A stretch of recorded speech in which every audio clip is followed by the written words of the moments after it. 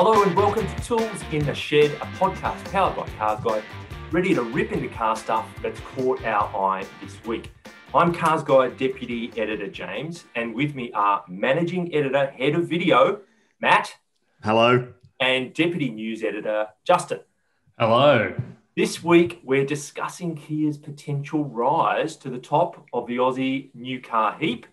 We'll look at three recent entrants to Cars Guide Garage, and we'll catch up with arguably the world's greatest exponent of ready, fire, aim business strategy in this week's Must Watch. And look, if you want to jump ahead, you can see the time codes in the notes below and the chapter markers in the timeline. So please feel free to do that. But otherwise, stay with us because first of all, we're going to talk about Kia. And our own Stephen Otley wrote a news story through the week that captured a lot of people's attention. And it was about the fact that seemingly the likes of Mazda and Hyundai have kind of given up trying to chase Toyota because Toyota just regularly sells a couple of 100,000 cars each year, owns 1/5 of the market, and it's very, very hard to topple them. Mm-hmm. But his thesis is that Kia stands a good chance, particularly if they have some particular new product in the near term. Justin, what have you made of Kia's rise, particularly relative to its Hyundai sibling in recent years?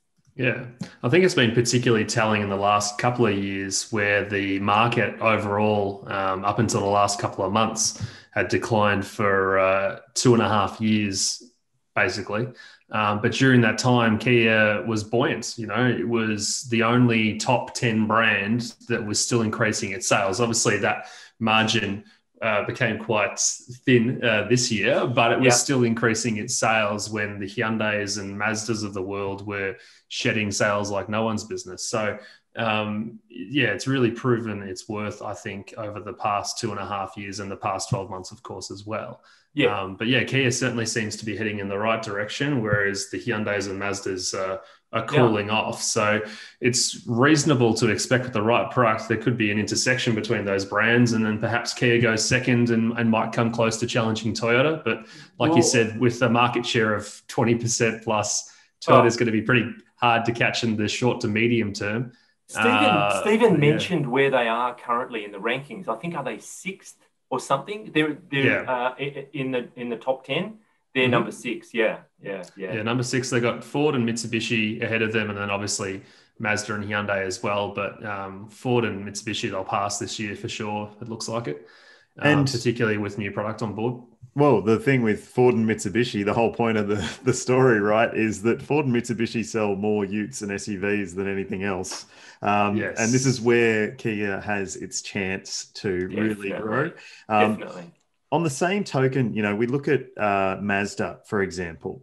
A few years ago, Mazda was selling 4,000 or 5,000 Mazda 3 hatchbacks and sedans per month. Yep. And now that number is a shadow of its former self. I think that is telling of the market's shift towards SUVs. However, Mazda has a lot of SUVs in its ranks and yet hasn't necessarily kept pace.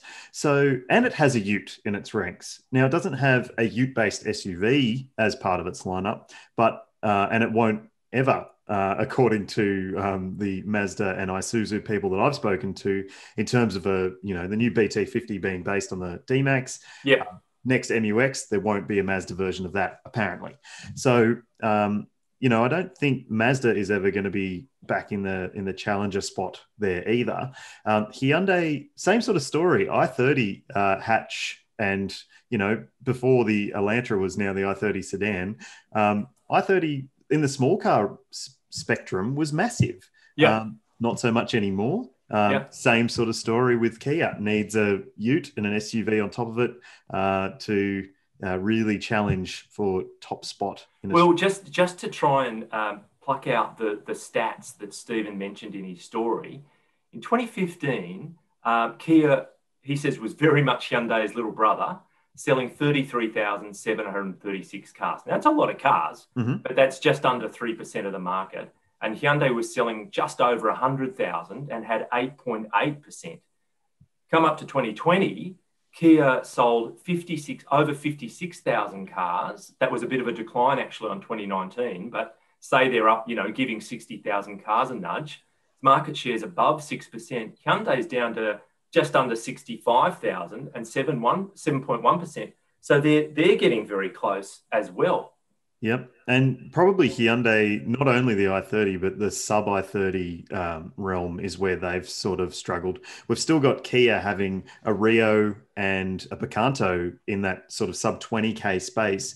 Now there's nothing from Hyundai really in the sub 20K zone. I had a question on our Instagram page this week because I've got a new Venue long-termer. So Venue's the compact Hyundai SUV. Supposed to be the cheapest car in the lineup, at about $22,000. But there's still a gap underneath there where you've got Picantos at $14,000 or $15,000 drive away, and Rios at $18,000 drive away. Now that's rare air these days. And I'm for what it's worth, I'm a big Picanto fan. I really like that little car. And me too. Stephen also makes the point that in 2021 you're going to have the first full year of the Sorento. The Seltos will continue to add sales, be joined by the Stonic. We've got the story on that very, very shortly. New Stinger, possibly e-Nero, which is good from a branding point of view. But then he reckons the thing that might just kick it up that next gear is the potential for a ute and for that heavy-duty off-roader. Justin, what do you reckon? Yeah, we've obviously heard a lot about the ute and what have you for kind of years now, and it certainly seems like it's potentially on track for a year or two from now, maybe, if they stick to timelines that were discussed previously. But I mean, I think at one point in time, they were aiming for about 10% market share in the ute segment. Now, obviously, the size of that segment continues to fluctuate, so who knows if they're still chasing 10% and obviously what volume that'll be. But either way, 10% is going to add a significant amount of incremental sales to their overall tally. Yeah. And then on top of that, if there is an SUV based on the ute, along the lines of an Everest or a Pajero Sport or a Fortuner, again, that's obviously not going to deliver as many sales as the ute, but it's still going to deliver a decent amount of incremental sales. So you add those two together on top of everything else. Like you said, JC, a full year of Stonic, a full year of Sorento. Well, those models, by the time ute and SUV come out, will have been around for a little while, I guess. But either way, they'll have so much momentum behind them and pretty much a model in every segment. So, it's also the question that we've been asking on a regular basis about the Telluride, which, in my humble opinion, is a great-looking large SUV. But so far, it's been a consistent no. It won't be available for Australia. It's not a right-hand drive prospect. But I mean, in so many instances, we've heard that, and then miraculously, the car actually is modified for right-hand drive. So it seems to be waiting in the wings almost.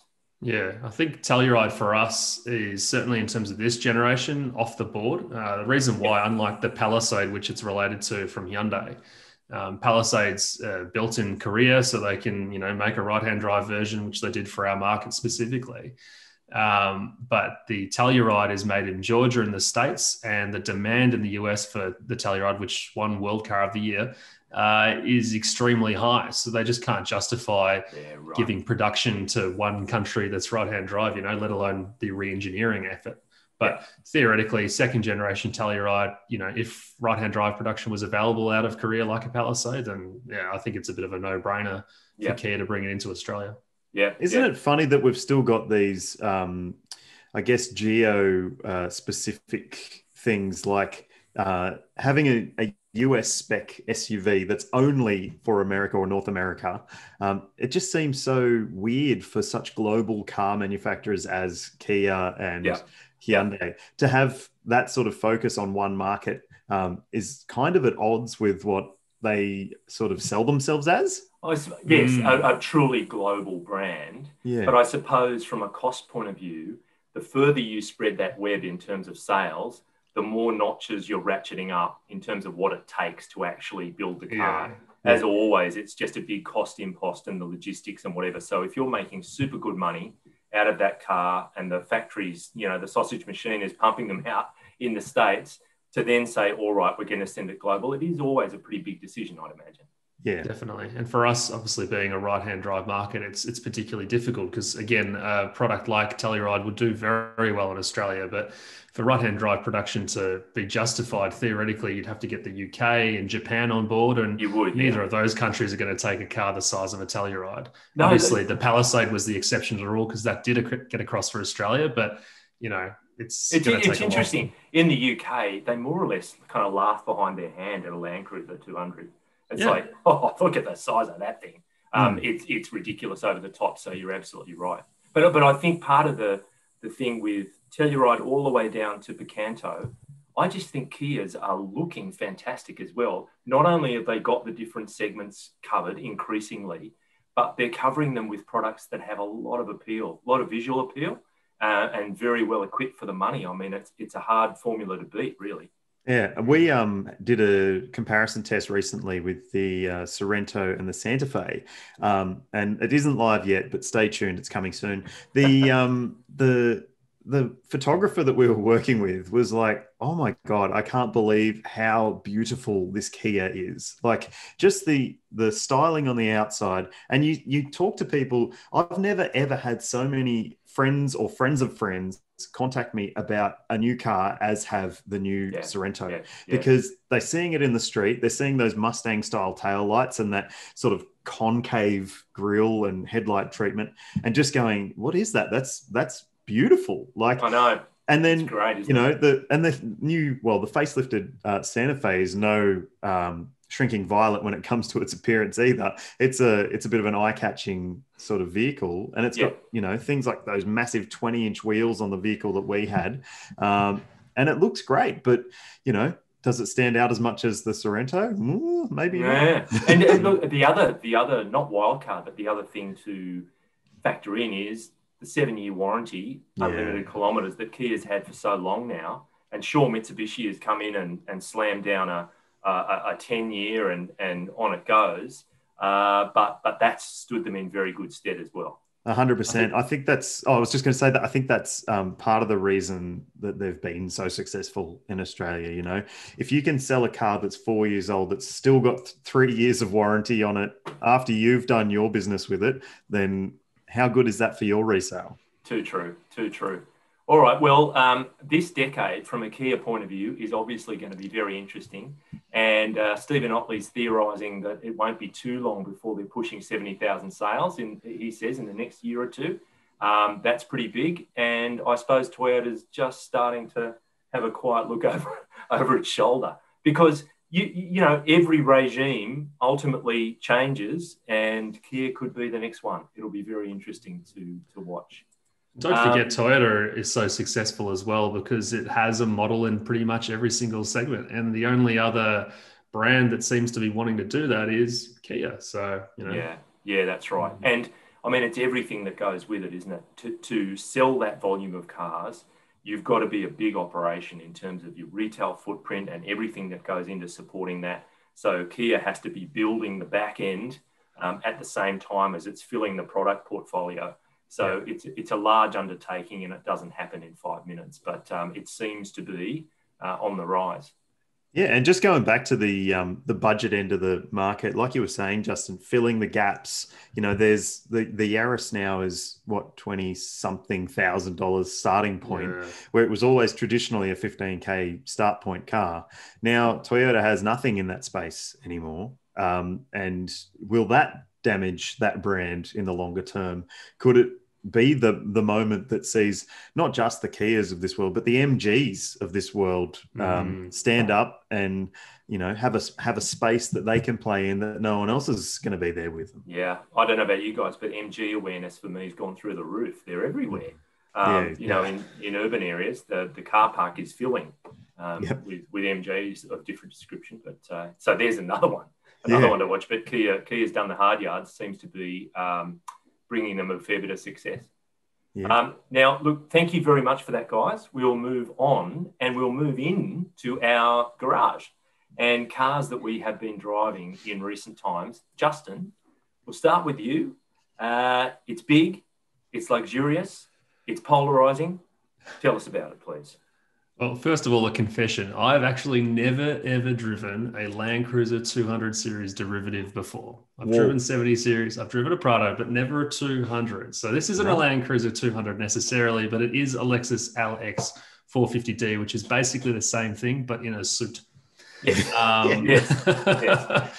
It is no less slightly shiny, a shiny suit. Yeah. It's a shiny suit, but it's no less intimidating on the road. But yeah, it's been quite an experience. Obviously, we know there's a 300 series coming soon, and then predictably next generation LX after that. So we really are in the twilight moments, I guess, of the life of these cars. So it was interesting to actually get in one before it gets replaced. And yeah, I mean, what can you say? It is a hulking vehicle.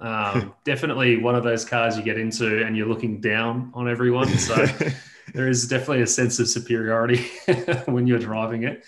But yeah, I mean, it's very comfortable. It's very Lexus, despite the fact, obviously, it's very Land Cruiser as well. But, it's a very plush interior, lots of nice materials. And yeah, you just feel pretty nice. And obviously air suspension as well. So it rides beautifully too. Plenty of torque from the 4.5 litre V8 diesel.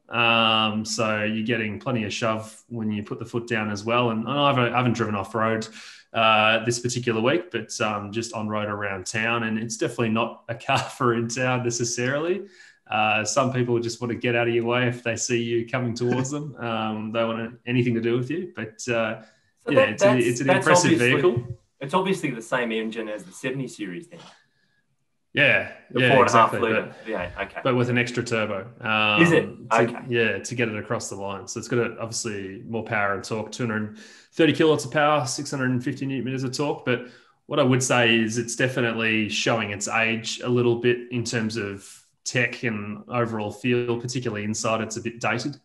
So yeah, once the 300 series and LX next generation comes along, I'm sure it'll be a massive leap forward. As we know, there are plenty of new technologies rumored for those vehicles. So I think it's about time it says farewell, but it's still an impressive beast nonetheless. Yes, I think it would say au revoir. Yeah. Au revoir. Yes. I was going to say, do you think that there's going to be any sort of delay between the ending of the 200 and the ending of the LX? Like, do we have any sort of crystal ball? Like, are they going to end at the same time, or is there potentially a chance for Lexus to pick up a little bit of the slack of the V8 sales? That is a very, very good question, actually. I would suggest that the LX will stick around for a little longer. I don't know how much longer, but definitely in terms of 300 series and next generation LX, there'll be a gap of some description, definitely. 300 series will obviously take the lead for a little bit there. But it's a great question. I'm not 100% sure on how long, but there'll definitely be a gap. And the LX is such a hangover, isn't it, in that all the other Lexus models have their own distinct personality in terms of the way they look, the way they feel. Yeah. And there's this one that is just so blatantly a reworked Toyota product. It's a real hangover from times past. And that's a good point, actually. And it goes to your point too, Matty, as well.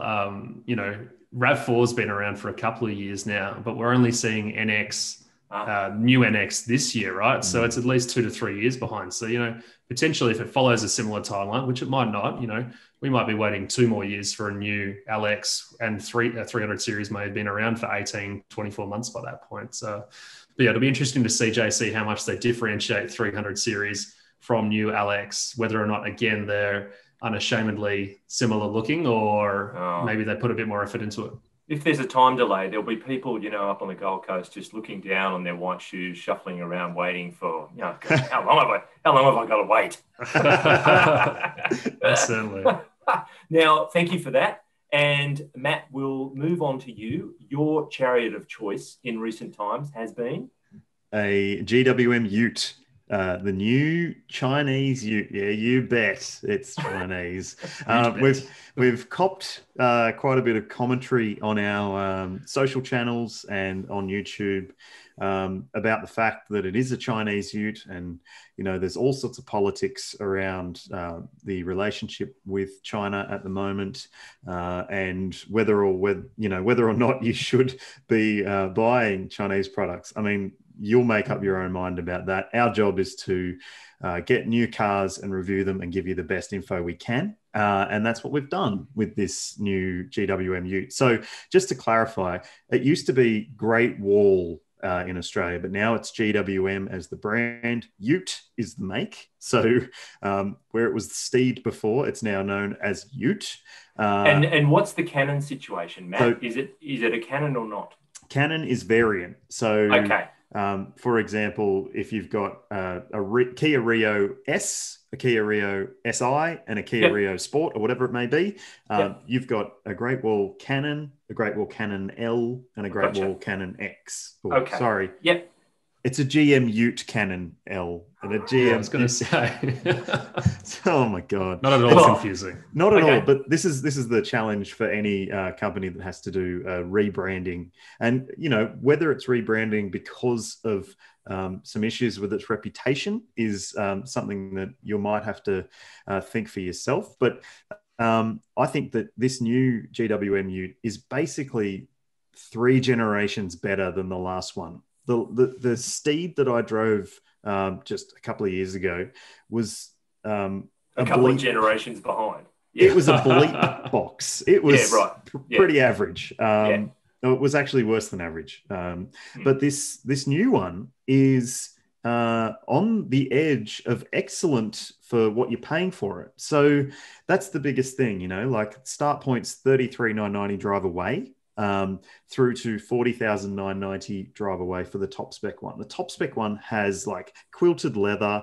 It's got a really pretty impressive cabin for the money that you're paying. And that's, again, for the money that you're paying. And in terms of the drive experience, it's got now a 2-litre 4-cylinder turbo diesel engine, 120 kilowatts, 400 Newton meters.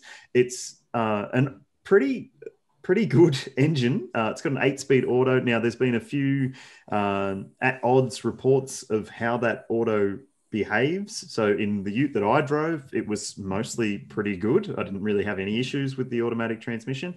In other reports that I've read, it's been heavily criticized for being really fussy and fidgety and not really choosing gears well. So I guess I'm hoping that this isn't the case, but it might depend on who's driven it before you. It might have adaptive software that chooses how the transmission behaves. But in all, for the price you're paying, I can see why this could maybe ruffle some feathers in the world of the Tritons and Navaras of Australia. Maybe not. It's probably not going to be able to nudge people away from a Ranger or a Hilux if they've got their mindset on it. But some of the comments that we've had on the YouTube was I cancelled my D-Max order because I drove this and it was good enough. Another one was we can buy 2 of these for the price of a high-spec Ranger. So those are the sorts of things you might need to factor in, especially if you're making this decision for a business rather than as a personal vehicle. Sure. That's something to think about. So a couple of factors come to mind for me, which would be longevity and resale. So yes, you can get 2 for the price of 1, but I suppose what might they be worth a little way down the track and what kind of shape are they going to be in? Yeah, true. And I mean, they've adopted a 7-year warranty and 5 years of roadside assist as part of this program as a rebrand. That's definitely going to help in that regard. Resale, I mean, that's a crystal ball job. And I think that, any Ute that's worth the resale that it can garner is something that you should invest in if you think that you're going to hold on to it and want to sell it for something in the end. But for, if you are thinking about this as a business vehicle, if you run it for the 7 years of the warranty for 35 grand as a cost of doing business, that's not much money. So it's pretty compelling in that regard. True. Good call. Okay, fantastic. So thank you for that. I will chip in and I'm going to talk about the car that I have as a long-termer at the moment. And it is an Audi Q7. Now, it's a 50 TDI S-Line. So I think it's close to the top. It's about second from the top of the mainstream Q7 range. 119, nearly $120,000. 3-litre turbo diesel V6, 8-speed auto with the Quattro all-wheel drive. It's about 2.2 tonnes, so it's a big beast. 210 kilowatts, 600 newton meters, but it'll do 0 to 100 kmh in 6.5 seconds. So it's still got that kind of goes like the clappers feel to it. And really in that market, that's a fair chunk of change. But you think about an entry-level BMW X7, which is the xDrive 30D, so similar kind of powertrain, is 133,900, so nearly 134 grand. A Benz GLS 400D is almost $54,000. So it's pretty competitively priced for what it is if you're in that market.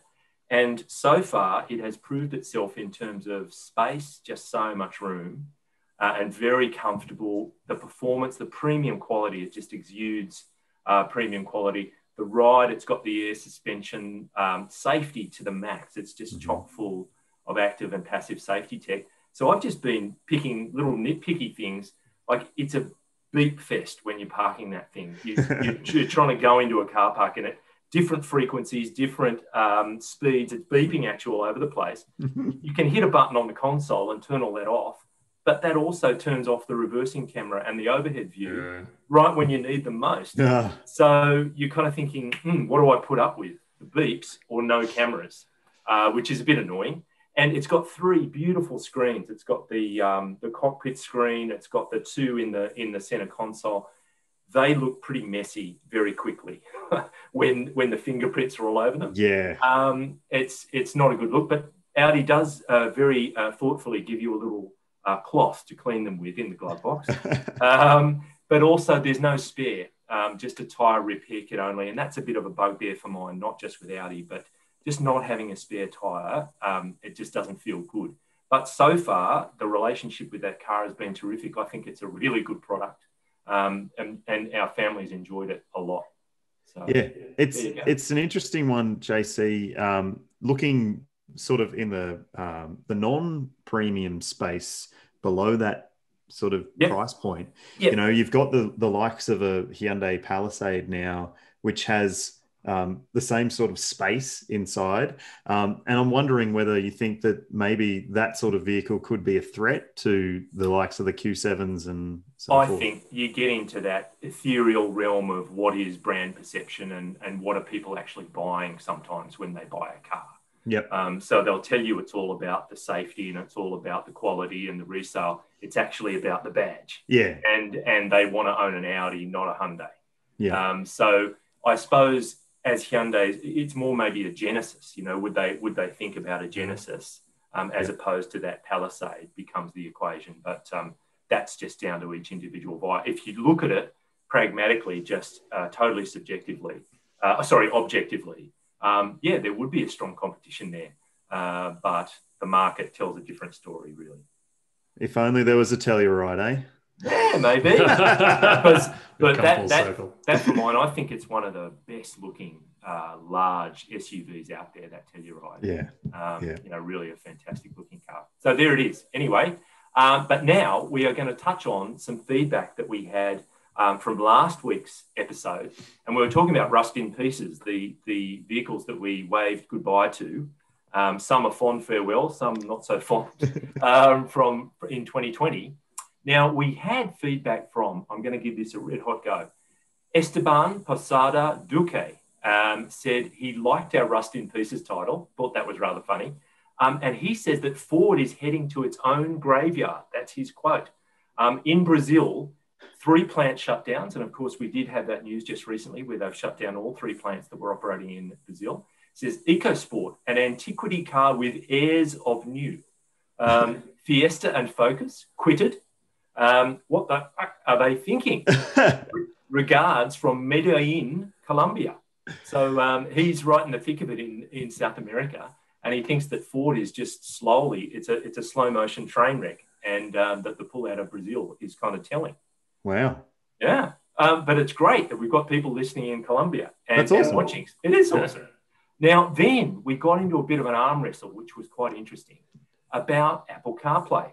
Now, we touched on that when we were talking about the success or otherwise of various models last week. And Joel Bowden says, I have to disagree with you on Apple CarPlay and Android Auto. I have it in my now not so new car and find that I never use it. Then he actually admits, used it once when I bought it, but just can't seem to see any extra benefits it gives over the inbuilt system, which does all the same things. If I need SatNav, then I just save myself the hassle of plugging in and use the inbuilt system, which is perfectly adequate. Never understood the hype over the two systems. And a couple of different commenters agreed. Let's see if very strongly agree, all caps. And TGV felt pretty much the same, although he says the Ford Sync 3 system that obviously in his vehicle works very well. But then Tin Schlong, and I thought that's a very interesting material for Schlong fabrication, by the way, says, you are in the minority, and makes the point that Toyota was definitely losing sales while they weren't able to offer this technology in their car. And TGV then comes back, the very fast train, comes back and says, that's okay, but out in rural areas, Android Auto, Google Maps is useless. And Tin Schlong comes back and says, yeah, good point. And he actually discovered that he had a rental car down in Tassie, I think, and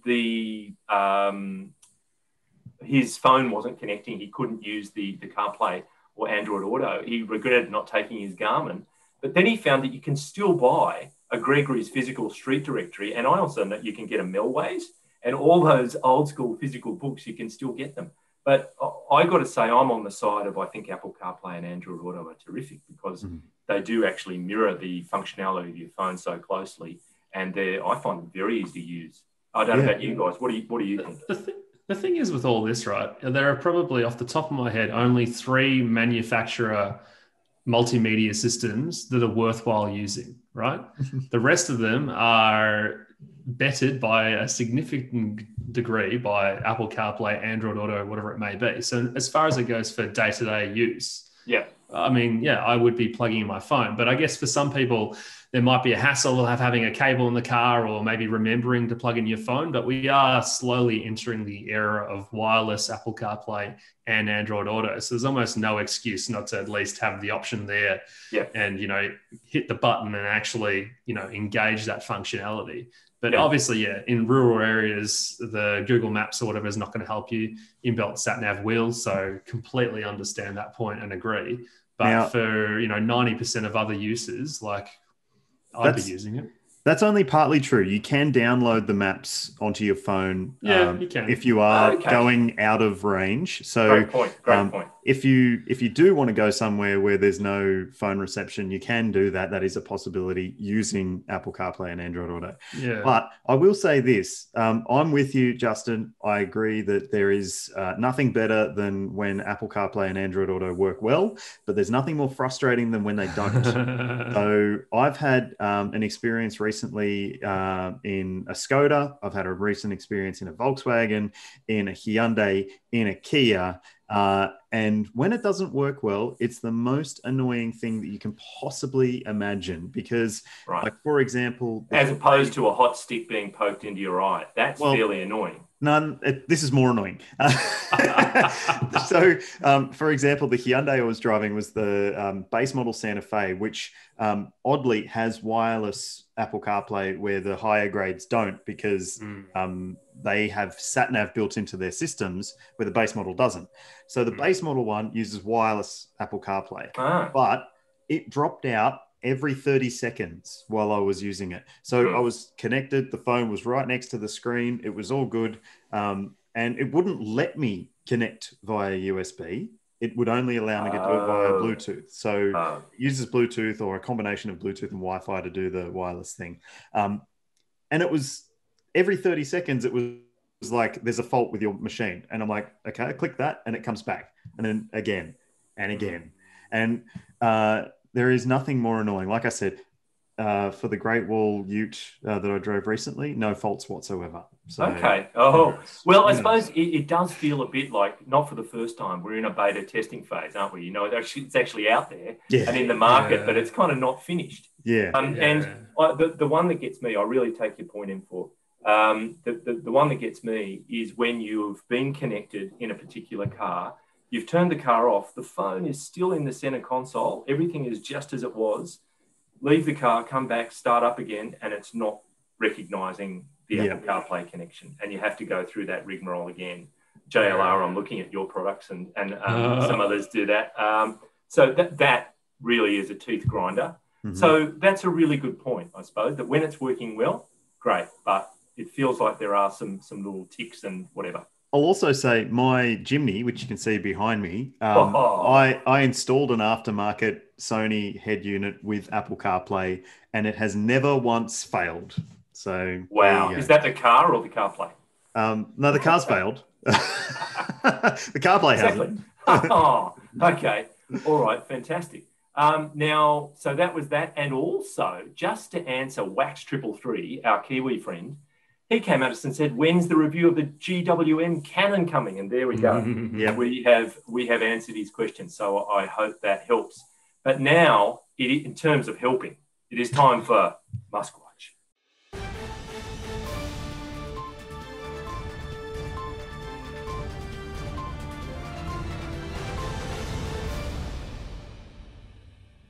Right. So, first of all, really good story on TechCrunch by Mark Harris. And I wondered whether the former, rugby league legend had actually started working for TechCrunch, but sadly he died in 2020, I discovered. But more than 1,000 purchases of the Boring Company flamethrower. Now, regular listeners and viewers will know we've covered this off. They'll be aware of it anyway.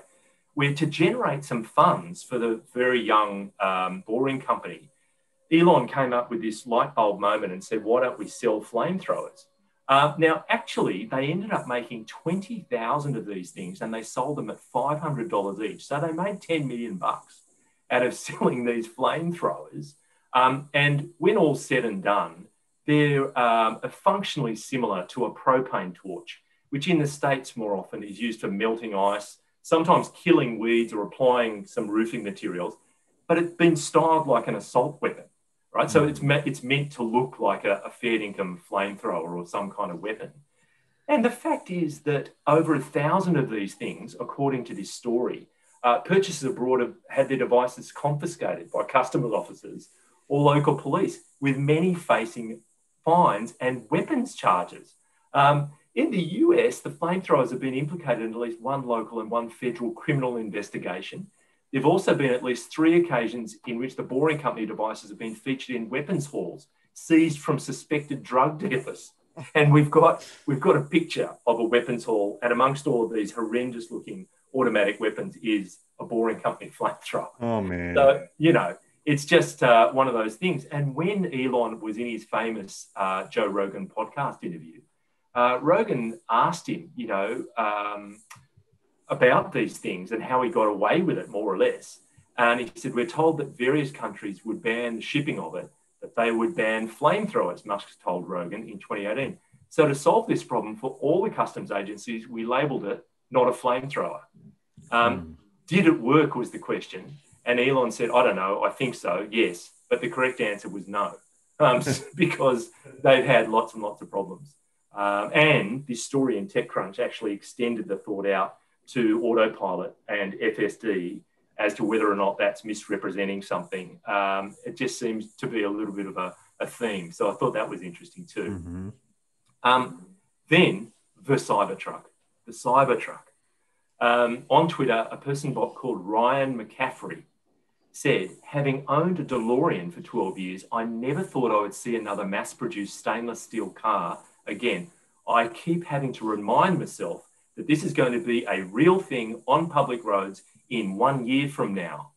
Now, Elon thought that was pretty good, but Matt Farah, who, for those who know him, is at The Smoking Tire. He's an American automotive commentator, journalist, call him what you will. He says, I bet you a DeLorean you won't. And he's pretty anti-Tesla and a little bit down on Elon, I must say. But then others said, is it me or does this car look like it was designed on a Commodore 64? Mm-hmm. And in the same vein, another person said this thing looks like it was created in Minecraft. And on YouTube, and we've got some footage of it, one person, OMG Craft, actually created a Tesla Cybertruck in Minecraft. So it is actually already available. And M. Wengler says in 1 year, possibly in one Martian year, and that is, I found out, 687 days, so maybe a couple of years. And Sean Walsh made the point that has got to be on a lot of people's minds. This looks deadly to pedestrians and cyclists. So, you know, and others were saying there's no way this thing is going to be sold in Europe as it is. So whether we see a Cybertruck that looks remotely like that prototype, we'll see. But yeah, go ahead. I was just going to say that Cybertruck was what, more than a year ago? Oh, way more than a year ago. Yeah. 19, the end of 19. The end of 19, right. Yeah. Bear in mind, we were going to have the Roadster last year too. Yes. Plus a million robo-taxis. Yeah. Oh, yeah. All that. So on it goes. But the share price for Tesla has been pretty much static. $850 just over for a share, and it was $854 last week. But I caught a story on a website called Small Caps, and they were putting the theory that Elon Musk has proved that a stock market bubble is here. Now, they were quoting an investment guru in the States called Jeremy Grantham, and he says that the single most dependable feature of the late stages of great bubbles of history has been really crazy investor behavior, especially on the part of individuals as opposed to institutional investors. And that has officially now come to pass. And he says it was none other than the crown prince of overvalued companies, Elon Musk, who showed the extent of the bubble. Now, he tweeted, use Signal, just 2 words, use Signal. That was read by his 42 million Twitter followers. Now, what he was referring to was encrypted messaging services where WhatsApp is due to be changed in terms of privacy conditions. And so he said, look, use Signal. But people misread that, and they thought that he actually meant invest in Signal Advance, which is a tiny medical device company. So they forced the price of the baffled company up 11,708% in 3 days. Oh. It sent its market value from 55 million to more than 6 billion, as the shares flew up from 60 cents to $70.85. So and this is from TechCrunch, once this group of trend-following buy now, research later lemmings eventually realised they'd made a monumental mistake, they sold off the stock like it was a petrol-powered car, and the shares dived. So what they're saying is this kind of ridiculous behaviour is typical of the late stages of an investment bubble. And these people will do more or less whatever Elon says, and that's a pretty graphic example. Wow. Yeah, just wow. Anyway, look, with that, we have reached the finish line. I want to say thank you, Matt. Thank you. And thank you, Justin. Thank you. And thanks to our meme librarian, innovation hero, and tax avoidance time bandit, Mr. Pritchard, for his technical wizardry and sartorial elegance. Today, he's wearing a T-shirt saying 98% chimp, noodle pants, and panda shoes. They're actually ramen noodles too. Very, very tasty look. Let us know your thoughts. You can find Cars Guide on Facebook and Instagram, or email us at comments@carsguide.com.au. If you're an Apple Podcasts listener, please rate and review us. Remember, you can also watch us on YouTube. And if you are already, make sure you subscribe to the Cars Guide YouTube channel so you can stay on top of all our latest content. But before we go, you're driving in a car at a constant speed. On your left side is a drop-off. The ground is around 40 centimetres below the surface you're travelling on. On the right side is a fire engine travelling at the same speed as you. In front of you is a galloping horse, which is the same size as your car, and you cannot overtake it. Behind you is a galloping zebra. Both the horse and zebra are also travelling at the same speed as you. What must you do to safely get out of this extremely dangerous situation? Get your drunk ass off the merry-go-round. That's good. That's a good one.